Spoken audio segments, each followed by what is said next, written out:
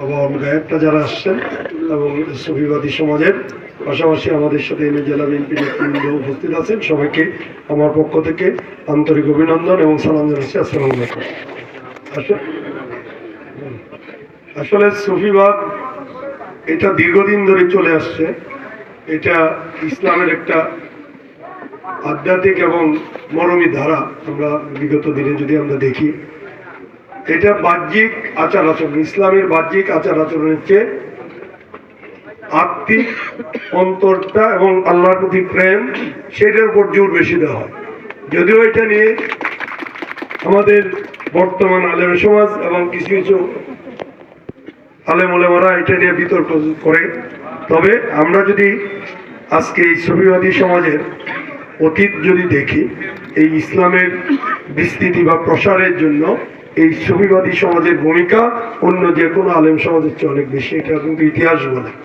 কারণ এই সুফিবাদী সমাজ এর আগমনের উপলক্ষে এই সুফিবাদীর আমাদের যে এখানে যে আউলিয়ারা আসছেন, তারা যে ইসলাম প্রসারের জন্য এই দেশে তাদের ভূমিকা আমাদের বর্তমান আলেম ওলামাদের চেয়ে ভূমিকা অনেক বেশি ছিল। এটা অস্বীকার করার কোনো উপায় নেই। এই সুফিবাদী সমাজের উপর আজকে আমরা দেখতে পাচ্ছি যে ইসলামের নাম ধারণ করে বিভিন্ন পন্থায় তাদের যে মাজার কিংবা ভক্তগণের যে জায়গাগুলি, সেই জায়গাগুলি তারা ধ্বংস করে দিচ্ছে এবং অতীতের যে বাংলাদেশের যে ঐতিহ্য, বিশেষ করে বাউল গানের যে ঐতিহ্য বাংলাদেশের সঙ্গে রয়েছে, সেই ঐতিহ্যগুলি মুছে দিয়ে তারা এই বাংলাদেশকে একটা তালেবান রাজ্য বানানোর চিন্তাধারা করতেছে। এবং এটার জন্য আমরা বিগত দিনে দেখেছেন যে অনেক জায়গায় আমাদের দলের পক্ষ থেকে আমরা নিন্দা জানিয়েছি। এবং আজকে যারা আমাদের প্রতিপক্ষ, আজকে কিন্তু এই প্রতিপক্ষটাই এইগুলির পিছনে ইন্ধন দিয়ে বিভিন্ন জায়গায় এই কাজগুলি করাচ্ছে। এটা আপনারা দেখতে পাচ্ছেন। এখন বিতর্ক থাকতে পারে, সমালোচনা থাকতে পারে, কিন্তু ইসলাম এটা বলে নাই যে জোর করে কেউ বাড়িঘর ভেঙে দেওয়া, কেউ বিশ্বাসের জায়গা ভেঙে দেওয়া, এগুলি ইসলামে কোনোদিন সমর্থন করেন নাই। এটি যখন ইসলাম ধর্ম যখন আমাদের রাসূলুল্লাহ সাল্লাল্লাহু আলাইহি সাল্লাম যখন প্রচার করতেন, তখনও কাফেরদের কিংবা যারা যারা ছিল তাদের বাড়িঘর কিংবা ইসলাম যারা গ্রহণ করছে সদিচ্ছায়, তার বাইরে জোর করে কারো উপর জুলুম নির্যাতন করে নাই। ইসলাম এটা কোনোদিন সমর্থন করে। কিন্তু আজকে যেটা আমরা 1500 বছর আগে আমরা দেখি নাই, আজকে কিন্তু সেই দৃশ্য আমরা বাংলাদেশে দেখতে পাচ্ছি। আমরা মনে করি এগুলি নিন্দনীয় কাজ। এখন এটার নেপথ্যে এই সরকারের ভিতরেও কিছু গোষ্ঠী কিন্তু কাজ করছে। এটা আপনারা লক্ষ্য করে থাকবেন বিভিন্ন জায়গায় যে কাজগুলি হচ্ছে।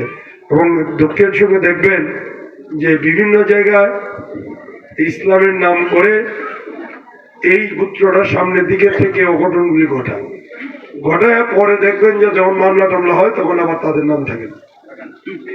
এটাও একটা দৃশ্য কিন্তু আপনারা এই যে দেখেছেন, জাস্ট ইসলামের বিপক্ষে একটা সমালোচনা করছিল আমাদের সিংড়া ইউনিয়নের একটা ঘটনা নিয়ে।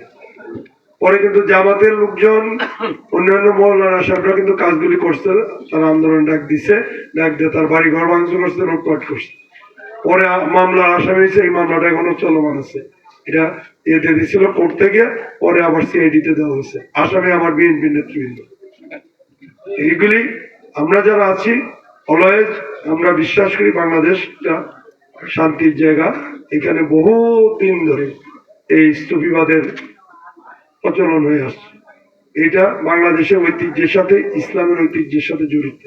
মতভেদ থাকতেই পারে, কিন্তু এটা নিয়ে সেই জন্য এই মতবাদের সমস্ত স্থানগুলি ধ্বংস করে দিতে হবে, পরিকল্পিত হবে, এটা হতে পারে না। ইনশাআল্লাহ এটা আগামী দিনে হবেও না। বিএনপি ক্ষমতায় আসলে আপনাদের প্রতিনিধি হতে পারি।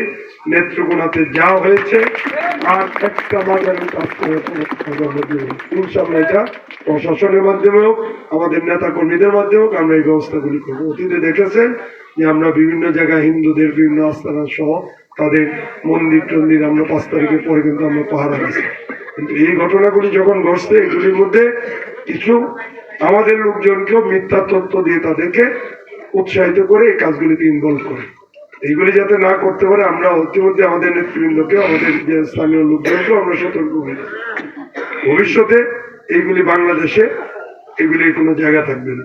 এগুলি শহীদ রাষ্ট্রপতি জিয়াউর রহমান বাউলদের এবং তাদের ভাতার ব্যবস্থা করেছিলেন। এইগুলি আস্তে আস্তে বন্ধ হয়ে গেছে, কিন্তু কতবার যতটুকু আছে বোধ হয় এখন কত পার্সেন্ট বা 25%। এইগুলির ব্যাপারে আমাদের দলের চিন্তাধারা আছে এবং আমরা এটাও শুধু না, যদি দলীয়ভাবে কেন্দ্রীয়ভাবে সরকারের পক্ষ থেকে কিছু করা হয়, যতটুকু করা হবে, স্থানীয়ভাবেও কিন্তু আমাদের এই সুযোগ আছে।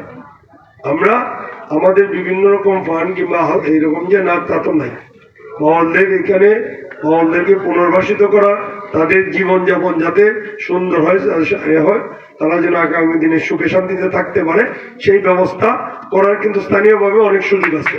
আমরা এই ব্যবস্থাগুলি আপনাদের নেতৃবৃন্দ আছেন, ভক্তবৃন্দ আছেন, সবার সাথে কথা বলে আগামী দিনে এই বাউল সমাজে কিভাবে ভাগ্য পরিবর্তন হয় আমরা সেটা খেয়াল রাখবো। আমরা কথা দিচ্ছি আপনারা আগামী দিনে এখন যে সমাজটা এই আপনাদের বিগত দিনে এই 5ই আগস্টের পরে মাথাছাড়া দিয়ে আসছে, তারাই কিন্তু এখন আমাদের প্রতিপক্ষ হিসেবে এই নির্বাচনে অংশগ্রহণ করছে। এই মুহূর্তে আপনাদের যে ভক্তবৃন্দ আছে সমস্ত জায়গায় আপনারা তাদেরকে বলে তারা যেন এই অপশক্তির পক্ষে কোন অবস্থাতে না যায়, তারা যেন বিএনপির পক্ষে ভোট দেয়। আপনারা বিএনপিকে যদি জয়যুক্ত করেন, বিএনপির পক্ষে কাজ করেন, ইনশাল্লাহ আমি কথা দিচ্ছি আগামী 5 বছর দায়িত্বে থাকবো। আমি আগামী 5 বছর আপনাদের পাশে থাকবো। আপনাদের আপদ বিপদ যেখানে যে ঘটনা ঘটে আপনারা আমাদের সঙ্গে কথা বলবেন। আপনাদের নেতা যে আছে কিংবা যে আমাদের মাতৃনারা আছে, আমার সাথে খুব ছোটকাল থেকে সম্পর্ক। ওনার বাসা থেকে আমি পড়াশোনা করছি, এটা হয়তো অনেকেই জানেন না। আমি ওনাদের বাসায় প্রায় 1.5-2 বছর ওনাদের যে আমি নিজে ওইখানে আমি থেকেছি, ওনাদের সাথে একসাথে খাওয়া দাওয়া করেছি একেই, সুতরাং ওনাদের আচার আচরণ আমি জানি সবকিছু। ওনাদের সাথে আমাদের একটা আত্মার সম্পর্ক রয়েছে। এই জন্য আমি মনে করব যে আপনারা যারা আছেন, আপনাদের সঙ্গে আগামী দিনে আমরা যেন মিলেমিশে এই নেত্রকোনাকে আমরা সুন্দর করতে পারি। বাউল সমাজের যারা আছেন তারাও যেন আগামী দিনে সুন্দরভাবে এখানে বসবাস করতে পারে, সেই লক্ষ্যে আপনাদের সাথে থাকবো। এই কথা দিয়ে আপনাদের সবাইকে ধন্যবাদ জানিয়ে সময়ের স্বল্পতার জন্য আপনাদের আমি আর থাকতে না পারে আমি ক্ষমা চেয়ে আপনাদের কাছ থেকে বিদায় নিচ্ছি। খোদা হাফেজ। বাংলাদেশ জিন্দাবাদ, বাংলাদেশ জাতীয়তাবাদী দল জিন্দাবাদ, শহীদ জিয়া মহরম এবং খালেদ জিয়া মহরম, জনাব তারেক রহমান জিন্দাবাদ।